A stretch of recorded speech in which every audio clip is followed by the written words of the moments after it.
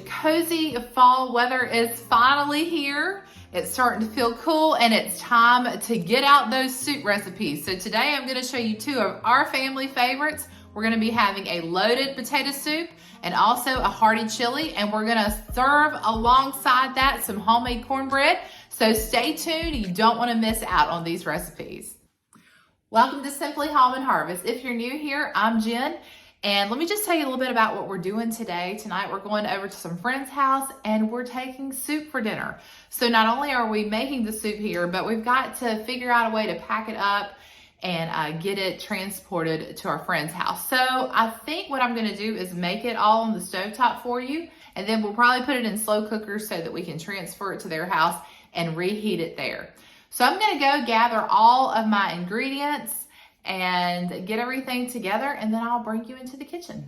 All right, we're gonna get started first on our potato soup, and the first thing we're gonna do is get some bacon cooking. I have sliced up about 6 slices of bacon just in bite-sized pieces. Today we're using Yukon Gold potatoes, and I'm going to cut these into about 1-inch pieces because we want them to cook evenly, and we don't want huge chunks, just enough to know that it's potato soup. So I'm gonna get these cut up really quick, and then hopefully by the time I get this done, our bacon will be finished cooking and we can move on to the next step.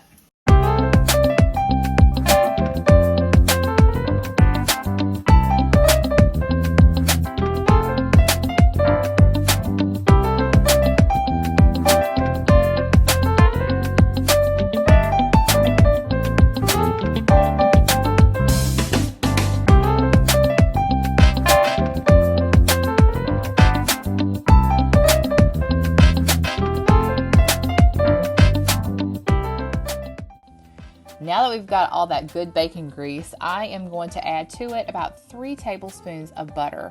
We're gonna get that melted, and then we're gonna saute some onion and garlic. I'm not using, but probably about 2 tablespoons of onion that I finely chopped. And then I'm gonna add in about 3/4 of a tablespoon of minced garlic. And I'm just gonna cook our garlic until it's browned. And then we're gonna add in a 1/3 cup of all-purpose flour. Now the purpose of this is to get a nice roux and base for our soup. So we're just going to cook that until it thickens up, and that only takes about a minute or so, and then you're ready to move on to the next step. It's time to add in our potatoes. I've got about 8 Yukon Gold potatoes. Could probably do this a lot neater, but we're just gonna get them in the pot and chase down the ones that try to run away.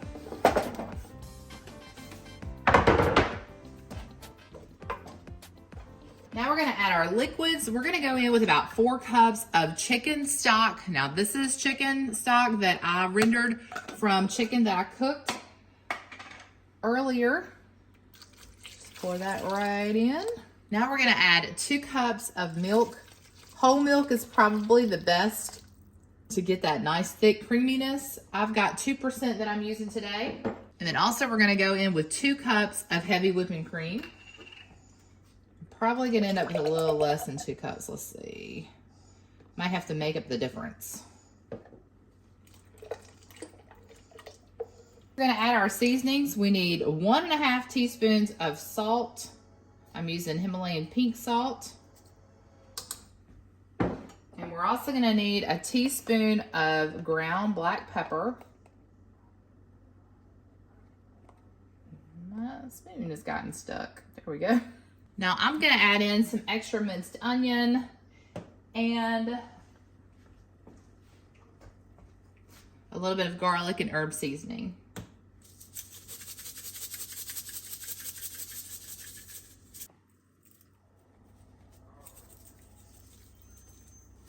This soup is gonna have great flavor. Once we've got all of our ingredients stirred together, we're going to bring our soup up to a boil.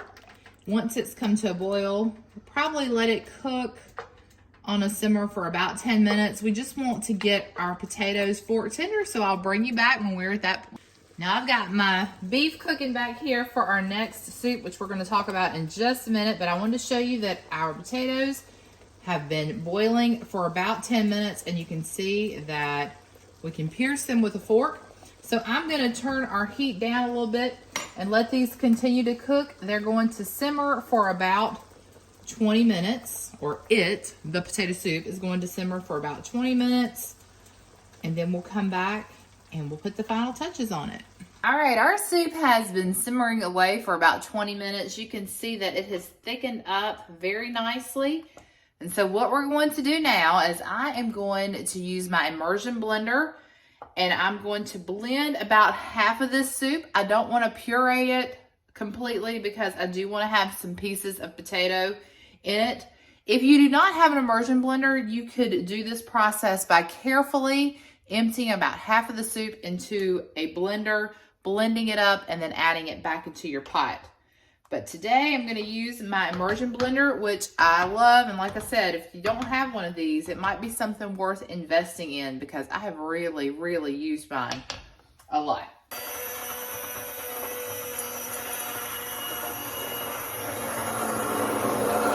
Our final step is to add 2/3 of a cup of sour cream to our soup.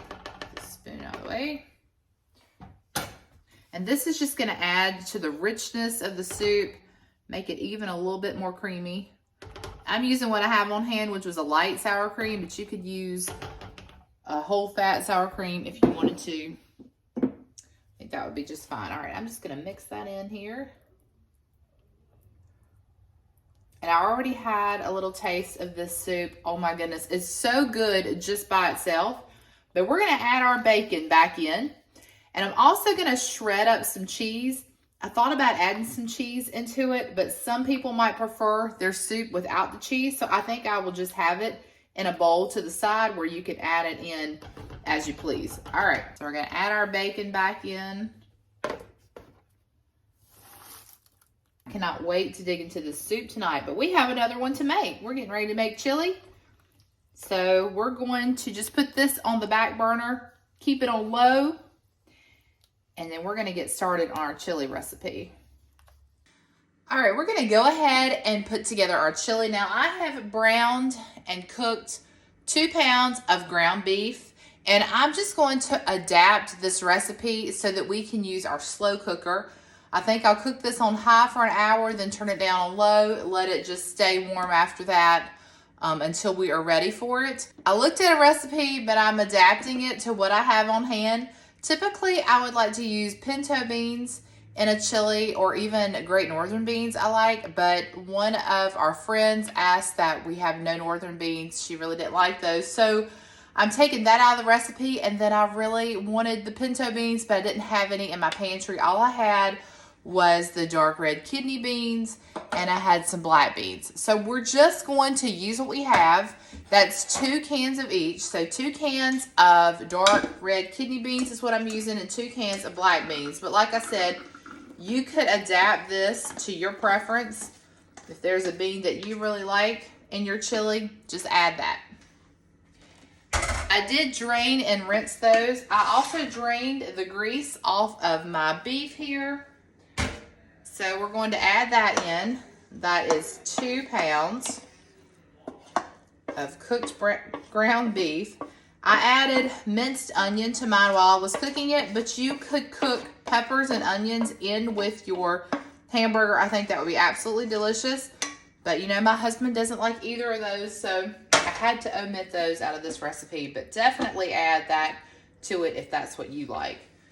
All right, now we're going to add our liquids in. And hopefully the slow cooker is large enough to handle all this. And again, I just wanted to use what I have. Well, actually, first I'm going to add in my seasoning. Now, this is 2 tablespoons of chili powder, a 1/2 teaspoon of black pepper, a teaspoon of Himalayan pink salt, 1/2 teaspoon of onion powder.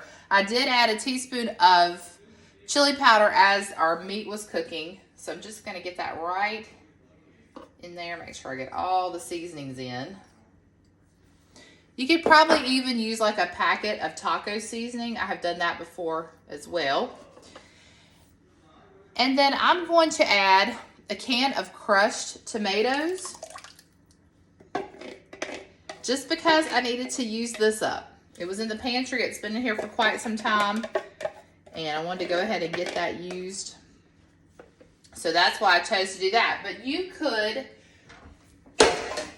could just use all tomato juice. Or you could use a salsa even, would be really good. I'm also going to add a chili base that I canned last season. It smells so good. So that's what we're going to use too. But basically you need like 6 cups of liquid. But since I wanted to use up all these things, I thought I would just improvise. That's going to add a lot of thickness. So let's go in with 2 cups of tomato juice.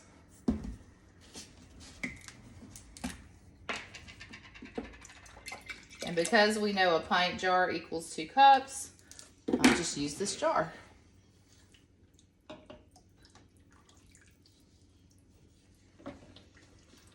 All right, so we're going to carefully stir this because now we have really packed it full. And I have a couple more ingredients I want to get in here before we start cooking it. In fact, I'm going to go ahead and turn it on high. And like I said, I'm going to let it cook on high for an hour. Reduce it to low for probably another hour. And then we'll just use our keep warm feature. Now you could probably stop right here and this will be good enough. But we aren't. We are going to add in 1 teaspoon of minced garlic and 1/4 cup of brown sugar. Never added brown sugar to a chili recipe before, but I thought I would give it a try. One thing's for sure, we're gonna be eating good tonight. Gonna let all of our ingredients get familiar with one another. And we'll come back and check on it in just a bit. Let's make a delicious cornbread. So first, we are going to get our self-rising yellow cornmeal mix in our bowl, and we're gonna need 2 cups of that. This is a 1/2 cup measuring cup, so we'll do 4 of these.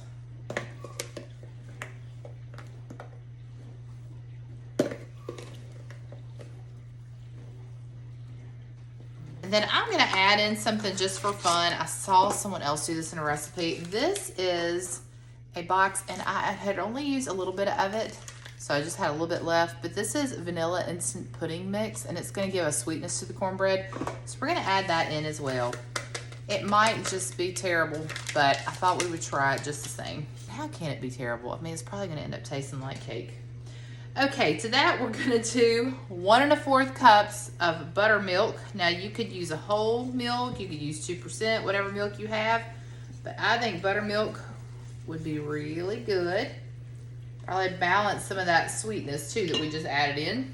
Next, we're gonna add 1/4 cup of oil. You can add vegetable oil, avocado oil. And then I'm going to add 1 egg. Sometimes I will make this in my little cast iron skillet, the small one, and make what some people refer to as a Johnny cake. But, well, that's no good. All right, hang on. We gotta swap tools out. Guess it's time to retire my Pioneer Woman whisk. Oh well. I'm gonna add just a touch more liquid. Just felt like it needed it. There we go. I want it to be a little bit more moist than that. Probably because we added the extra dry ingredient. Maybe just a little bit more. That should do it. Okay, so I'm not using my cast iron skillet, but what I am gonna use is this square pan. And you could bake it in the pan and we could just carry it to our friend's house in the pan, but I thought it would be nice to try a piece before we go. That's why I went ahead and lined it with some parchment paper and sprayed it so that we can get it out. We'll just cut it into squares and we'll take it that way. And it'll be easier to serve as well. Okay, into our baking dish we go.